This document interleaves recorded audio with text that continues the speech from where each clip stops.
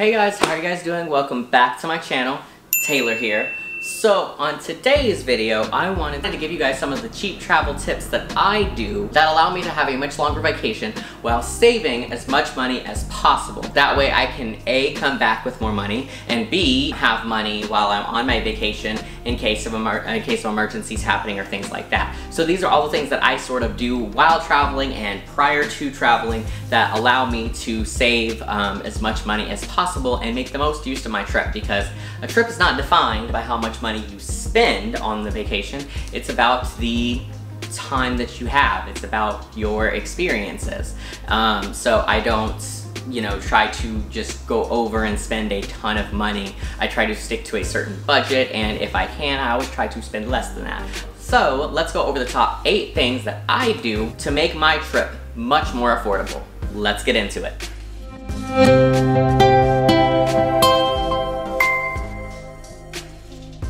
So tip number 1, when planning for a trip, if you're going to be flying, so this is for flying, when planning for a trip that you're going to be flying, always research multiple airports. Unless you only have one airport that is near you and there's not another airport for hours, then look at all of the airports that are around you, that are close to you, to look for the cheapest travel option to where you're going.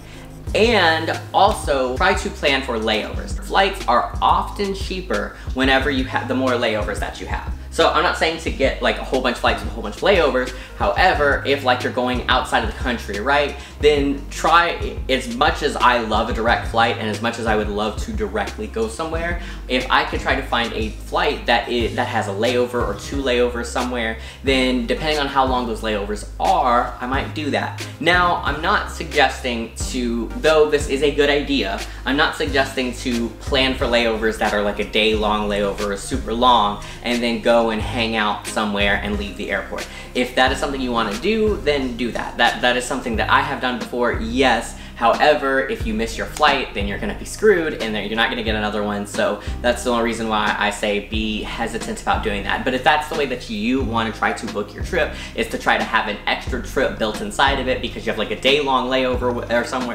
wherever, then yeah, do that, absolutely, by all means. That's it, as long as you know that you're able to keep track of the time and that you'll be able to get back to the airport on time for your flight, because the airline isn't going to have any sympathy for you if you miss your flight. So always plan for multiple layovers, and usually what I do is I actually book one-way tickets. I tend to find that it can be easier to book a one-way ticket because then you can kind of plan your layovers and things like that rather than doing round trip. Round trip tends to be more expensive because you have to go back, and on top of that, you're at the whim of sort of when they want you to go back, especially on a round trip or whatever, if you're using the same airline and things like that. So I always try to do just one-way tickets, even in comparisons. When I've compared a round trip somewhere versus at the same date, same time, versus one-way tickets, a lot of times one-way tickets are even just slightly cheaper.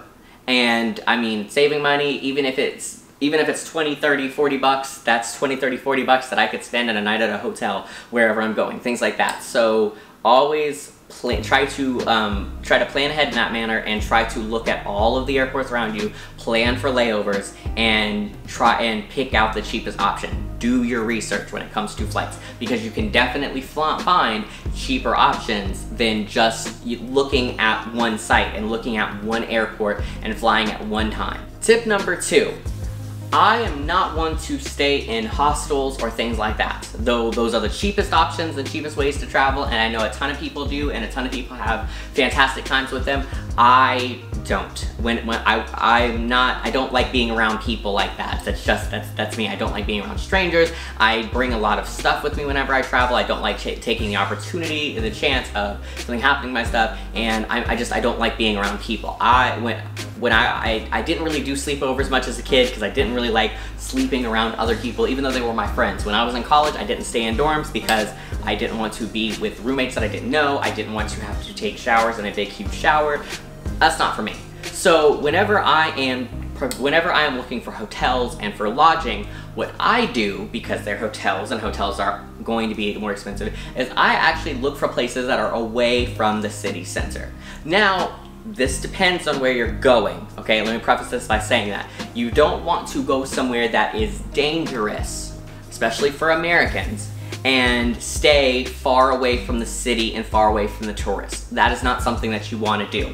However, if you're going to somewhere safe, I did this in Rome, I did this in Thailand, I did this in Spain, I did this in London, then if you're going somewhere that you know isn't aggressive or anything towards Americans or people in general, and it's not a terrible dangerous area, then don't stay downtown. A lot of people, they like to try to do that. They want to stay close to where everything is that they're going to be seeing and what they're going to be doing, and that's fantastic and great and can save on transport costs. However, what I found is that the cost of public transit or any transit that you're going to get that needs to take you to where you're going to be going versus the cost of staying at a hotel where all the tourists are going to be, that's in the middle of the city or in downtowns or anything, is so much greater.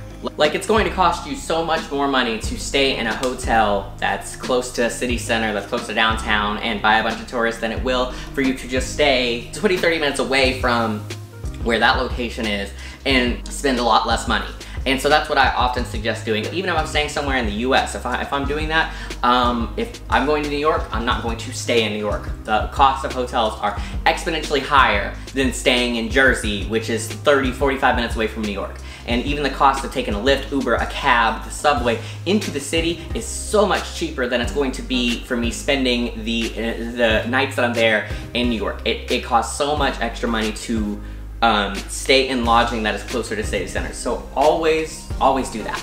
Like, most places, just 20, 30, 40 minutes outside of the city isn't going to be that bad. Especially if you rented a car or something, then definitely. If you've rented like a car, why are you even staying anywhere in the city, period? Like, stay as far away as you feel comfortable and safe, and then just, you know, drive in every day, you know? So yeah, definitely always plan for lodging that way. That's the way I've always done it. Tip number 3, and a tip that was kind of difficult for me to learn at first: get a prepaid SIM card. I was hesitant at doing that the first couple times that I went outside of the country because it was going to have a different number than my phone number, and I wasn't sure how much rates were going to be and things like that, if it was going to work in my phone. However, they all work in your phones now, and it is so much better to do, trust me, than having to use your phone and paying for international data and paying for using international voice and things like that. I've gone to one too many countries now and have one too many phone bills that are hundreds of dollars because while I was there, I ended up having to talk on the phone, and it cost a ton of money.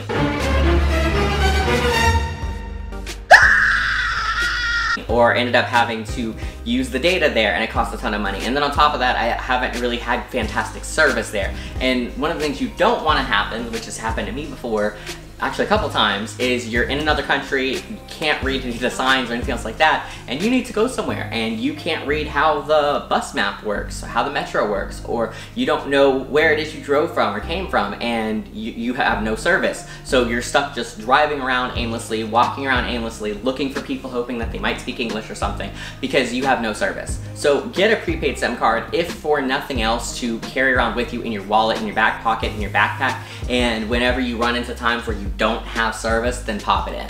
Because trust me, I wish that I would have done that on some of the places that I went to where I was like, oh, I have 2 phones, I'll be fine, but both of those phones are with the same carrier, so when one doesn't have service, the other one doesn't have service, so pointless. So you always get a prepaid SIM. They're like 20 bucks or something. It's not like it's gonna be that expensive. So definitely do that. It's an easy way to save a lot of money when you're traveling. And you know, you can always send a text to someone, hey, this is so-and-so, I'm calling you from this weird number, it's prepaid SIM, blah, blah, so you can talk to people. Tip number 4, find free things to do. I can't tell you how many times I've gone somewhere with friends and family that want to go do the most expensive things the entire time they're on a trip. They want to go to the best restaurant up here and the highest rated this, and they want to go and go into this place which charges you for admission and go see this movie and this play, and they want to go shopping at this place. Why? You can do all that stuff at home. Why are you going to go see a movie and go shopping and stuff like that when you're on vacation? Yes, you might be able to find some fantastic European fashions and stuff, which I have, you know, shopped and bought stuff and went to malls when I'm traveling. I have.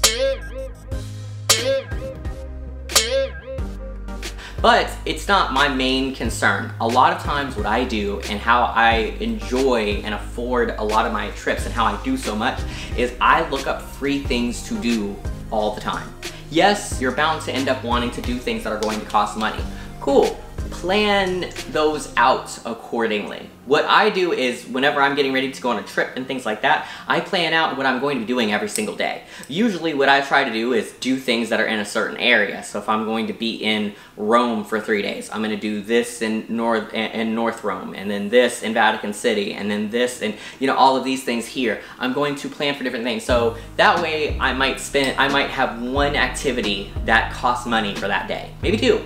And then the rest of the day is all free stuff. It's all stuff where I'm going to be just doing tourist things or looking around or seeing sites or whatever. So always find free things to do. And don't assume that just because something costs money, it's better. Like when I was in Thailand, there was a couple different lakes that you could go to that were supposed to be epic and beautiful and the most beautiful thing you've ever seen. One of them actually cost money. I think it was like 20 or 25 baht or whatever, which isn't actually that much money when it comes to like American dollars. But there was a cost with it. Whereas Thailand, you know, Phuket is an island, so there's like it's surrounded by water. So there's all these other places to go to, but this one, you know, view in one area is supposed to be so beautiful, but it costs money. And it's like, and you know, I went to it and everything, and yes, it was really pretty, but it wasn't any different than some of the beaches that I could have gone to for free. So the only difference is there were less people, but that's only a concern if you're going in the middle of the day, and it also depends on what beach you're going to.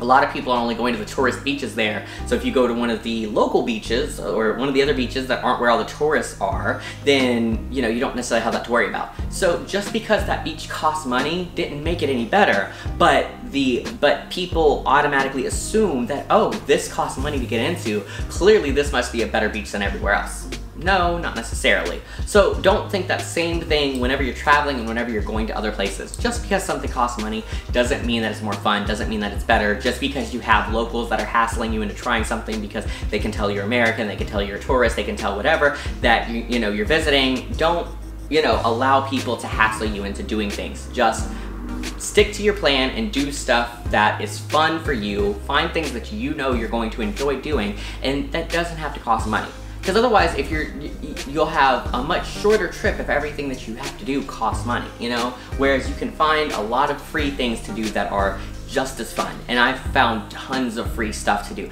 Even just sightseeing. You can go around and sightseeing. You don't have to go inside the Vatican. You can just, I mean, yes, it's beautiful and definitely go inside. But if you can't afford it, then walk around outside. It's super beautiful. You know, you don't have to pay to go inside the Colosseum.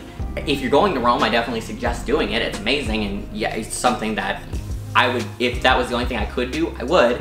But I mean, you can also enjoy the outside and see everything that's out there. You can go and see all these other beautiful historic ruins and monuments and things that are outside. You don't have to always pay to get in. There are plenty of free museums at places. You don't have to go to the museums that charge you. There are just as good museums that are free. So just keep that in mind. Don't always think that you have to go and spend all of your money and do things that cost money. Do free things. Go to a free beach, go to a free park. Like, yes, you can do those things probably back at home, but at least it's free and it gives you something to do. The whole point is experiences and exploring, not just making yourself go broke on the trip, you know, experience things, experience new things and go and do things that you maybe can't do at home, or, you know, just because you're doing it somewhere else, it's still different, you know? Tip number 5.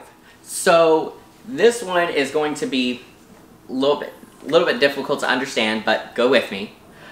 Buy supermarket food. Now, I know what you're thinking. You're like, well, I'm visiting somewhere. I'm in another country. Why do I want to buy supermarket food? Well, A, if you're in another country, chances are that you're going to be getting their version of whatever supermarket food is, so that can be different, and that's going to be local to them or whatever, as it is. And B, this is a fantastic way to save money. Now, wherever you are, I definitely recommend trying local food. Absolutely, go out to eat.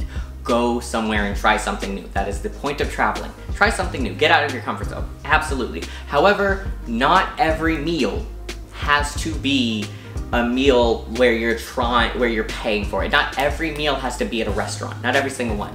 You know, plan on having one meal a day at a restaurant. Plan on having dinner at a restaurant, or usually that's what I do. I have breakfast one day at one restaurant, lunch one day at another restaurant, wherever I have to be dinner one day at a restaurant. So that way I get to try all different meals and all different local cuisine to that.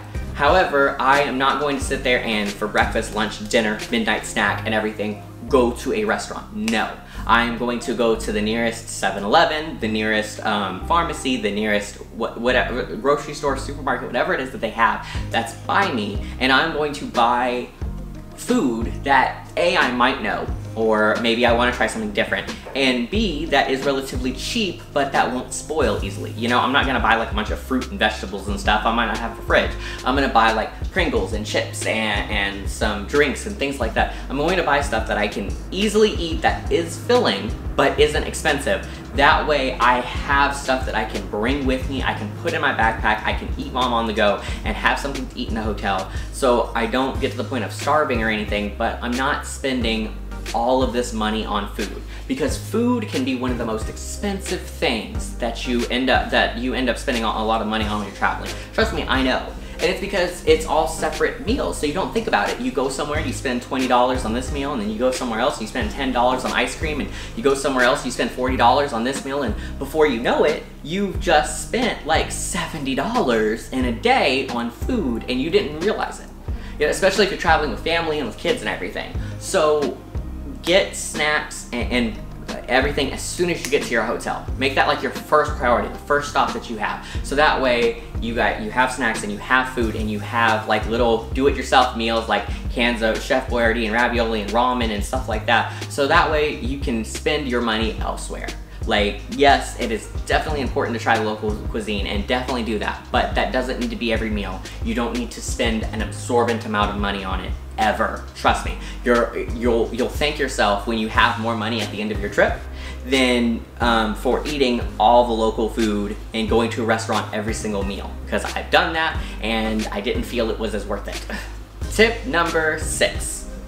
So this one is pretty self-explanatory as well, but it's not something that I always do, but it depends on where I am. And that is make use of the local transit, public transit, and walk. If I am somewhere where I can walk, I will absolutely walk, as long as I feel safe. Now, that I always have to preface this by saying that don't do anything that you don't feel safe at doing. I never do anything whenever I'm traveling where I don't feel safe. If I don't feel safe in an area, if I don't feel safe getting on a bus, if I don't feel safe walking, I will not do it. So use your own common sense, pay attention to your surroundings, and judge whether or not this is a safe bus stop or area to get off at or area to go to, if this is a safe enough area and a public enough area for me to walk, if it's not too late, if it's the middle of the day. Use your own common sense when it comes to those things, okay? Because I do.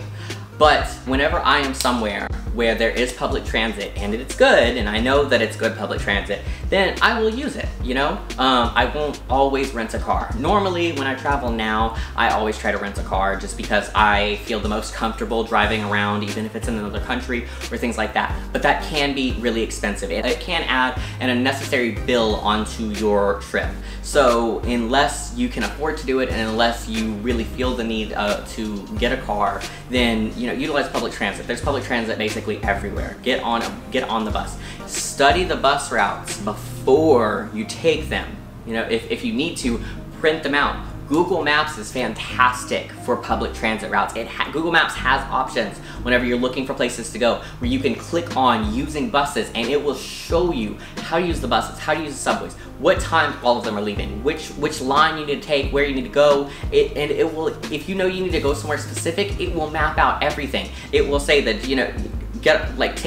take the bus to here, and then get off here, and then walk over here, and get on this bus, and then walk over here, get on this subway. It will give you every step along the way. So, and every phone can have Google Maps, even if you have an iPhone. So download that. And one of the things that you can also do with Google Maps is you can actually download offline maps If you go in there, if you go into the settings and everything, you can actually download offline maps. So that way you can actually view the map even when you don't have service. So that's a fantastic thing to do. And you can download actually a couple different offline maps depending on where you're gonna be going. So that's something that I highly recommend doing as well. And that will save you a lot of time and a lot of headache, especially if you don't have service.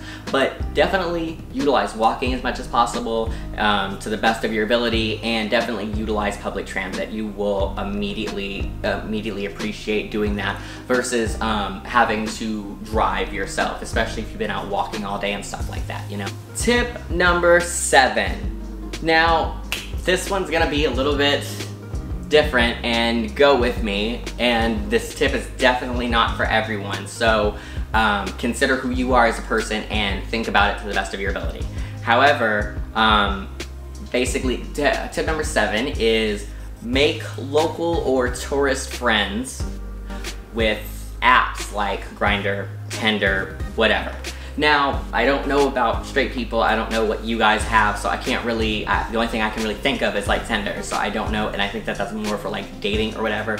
But like for the gay guys, we have like Grindr. No idea for like lesbians and stuff, sorry, I can't help you. But there's Grindr and there's other apps like that. Now, I know it can be scary meeting people online in general, and you run into risk of anything no matter where you are and everything else like that. However, when I've traveled, I've utilized, especially Grindr and some other apps a lot, and I've been able to make friends that way with people who are traveling. Not everybody's just looking for a hookup and everything else like that, but that is something that exists on those apps, so be wary and be mindful of what you're looking for. But I have been able to make local friends and as well as tourist friends while using those apps when I'm traveling, and just getting on there and putting in like a headline of, hey, American visiting, or whatever. And a lot of locals will, you know, message you and be like, hey, where are you visiting from, and what part of America, and I went there, and blah, blah, and they can actually give you ideas on stuff to do. So if you're not brave enough to necessarily meet anybody, right, in person, what you can do is also get ideas of places to go. I've gotten a lot of locals knowledge from locals who lived there their entire life, and they know where to go and what to do, and they'll be like, hey, rather than going to this beach, or rather than going here at this time, go here, watch out for the traffic here at this time, blah, blah. This is a bad part of town to go to. And a lot of their advice will be actually really genuine. Like in my experience, when I've done this, even especially with traveling abroad, a lot of their advice has been genuine of, you know, oh, don't go here at this time, don't do this time, blah, blah. Yes, I have run into people that just like want to hook up or whatever, and yes, you definitely need to be careful when meeting anybody, especially when you're somewhere abroad, especially if no one knows where you're going or where you are. I've never met anybody at night. I've never gone to someone's house or anything else like that. Like, if I've met anybody, it's been in public, it's been at a hotel, it's been somewhere that I was well lit, there are people, like, it's always been somewhere where I myself felt comfortable with going. So I'm not telling you guys, hey, just download Grindr and go meet people at 1 o'clock in the morning and go crazy. No, like, that, I'm not saying like, hey, go download Grindr and go meet someone in the back of an alley at 2 a.m. Like, no, don't do that. Like, I'm saying, get on there and ask people for local travel information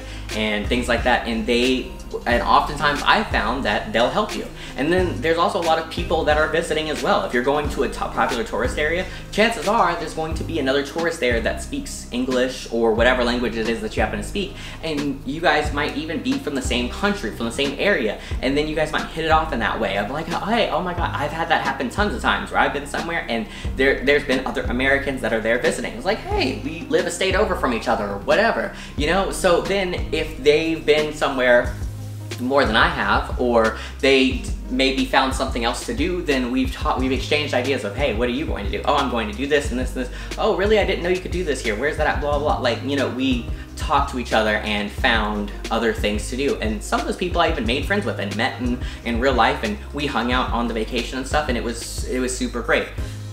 But again, never put yourself in danger.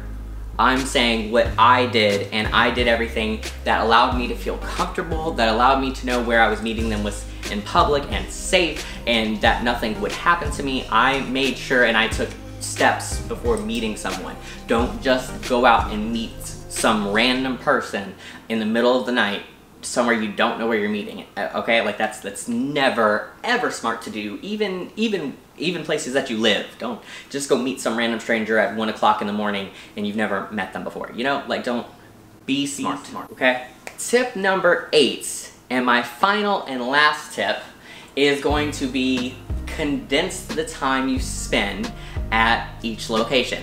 Now, a lot of times what I do is I might take a lot of time off work, like a week or 2 or something, however long I can kind of take off, and then plan for several trips rather than just one. Sometimes I've just gone on just one trip for a couple days here or whatever, but I'm the kind of person where I'll get bored. I don't want to stay in one place too long. I get like cabin fever and stuff like that. So what I'll do is I will, if I'm going somewhere, like let's say that I'm going to Europe or something, right? Like, oh, I'm going to go to Spain. Well, then Spain isn't too far from like going to France. So then let's say that I want to go to France as well. Or, you know, we can even rein it in more and let's say that I'm going to go to Barcelona. Well, Barcelona is only a few hours away from Madrid, so I also kind of want to go there, and then I could also drive to like somewhere else as well. So it's always cheaper to fly from where you are at, like where you're going to be, and plan from there. Especially with flights in Europe and